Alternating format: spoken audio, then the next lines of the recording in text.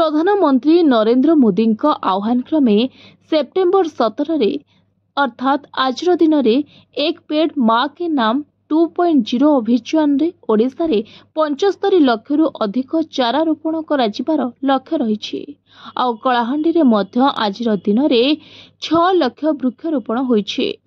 एही क्रम रे माँ पाई गछटिए 2.0 अभियान रामपुर ब्लॉक रो रामपुर ठारे अनुष्ठित होइछे। एने आयोजित कार्यक्रम रे रामपुर बीडीओ शरचंद्र सेठी तत्वावधान रे राजबाटी स्थित माँ डुकुरी मंदिर ठारू रामपुर ब्लॉक कार्यालय पर्यंत विशाल शोभायात्रा रे नगर परिक्रमा करथिले। जन्मदात्री माँ प्रति सम्मान प्रदर्शन करने सह धरित्री माँ सुरक्षा लगी गछटिए निश्चिंत लगाइबा भविष्यत पीढ़ी पाई एक सबुज और सुंदर पृथ्वी गढ़ी तोलिबारे सहायक हेबो बोली श्री सेठी तांको वक्तव्य प्रकाश करथिले। एही कार्यक्रम रे वन विभाग अधिकारी पुलिस प्रशासन बहु संख्यार छात्र छात्री स्वयं सहायक गोष्ठी सदस्य अंगनवाड़ी कर्मी आशा कर्मी और शिक्षक शिक्षयित्री माने सामिल होइथिले।